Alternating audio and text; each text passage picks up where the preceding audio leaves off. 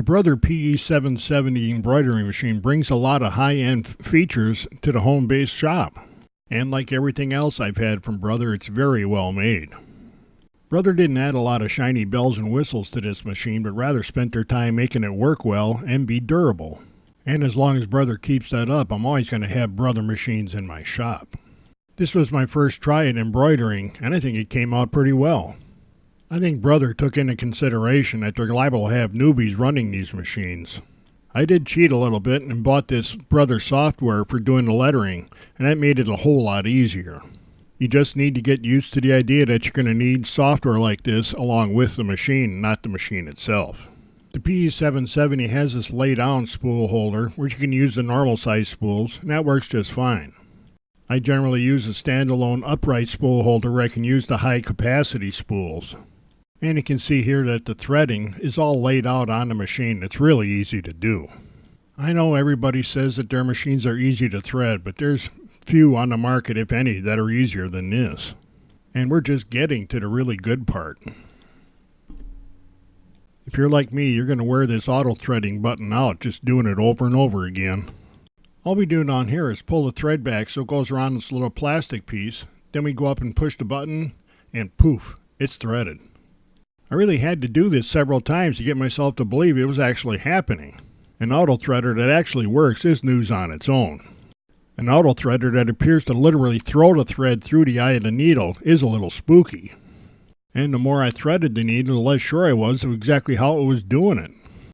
The only good thing to do was to slow this video down. And that's when things got even stranger. I kept going slower and slower until the programming we used ran out of capabilities.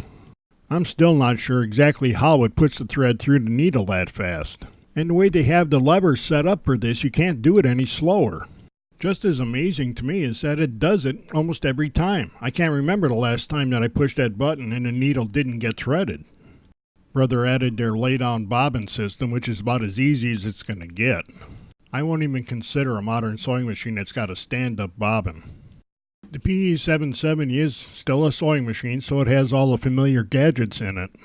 The threading paths are clearly marked and easy to do, and you got a bobbin winder.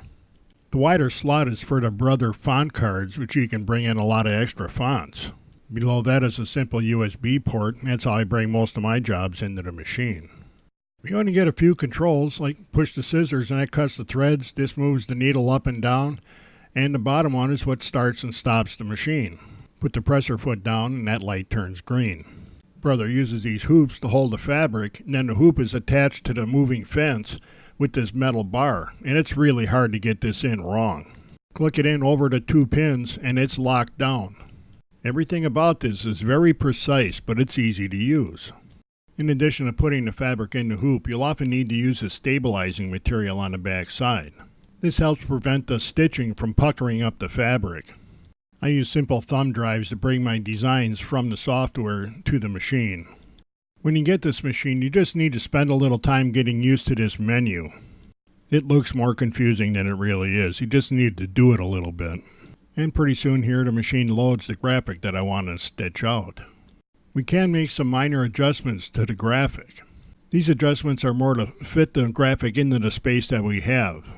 When you use the software like I did, you tell that the size hoop that you're going to use, and that lets you put the graphic in that hoop and make sure that it fits. You can make the graphic a little bit larger or a little bit smaller, but you only get a few steps. Again, these tweaks are more for alignment than they are to actually size the graphic. One of the really handy things is this tracer button on the LCD screen. When you push that, the needle is moved through all 4 sides of the graphic so you can see that you are in the area that you want to and that you're not going to run out of space. This is the last check that I do before I start doing the embroidery. Once we lower the presser foot, the light turns green and we just push the button and the embroidery starts. There is no foot treadle. All of the needle and carriage speeds are decided by the programming and not by us. At this point, you pretty much just sit back and watch. The lettering program figures out all the stitch directions and how dense they are and big they are and how everything moves. Once the PE-770 gets going, you can sit around and watch it and go do something else or whatever. If it has a problem, it'll stop and let you know about it. Doing graphics with multiple colors is just as easy. The PE-770 does each color in a separate step, and you just change the thread in between. Here again, a file from which the graphic's made does all the thinking and tells machine how to do it. Your job is mainly putting the right thread in the machine and pushing the button. And when the project's complete, you get to tell everybody that you did this all by yourself. But don't try telling me that, because I've got a PE-770 and I know what you did.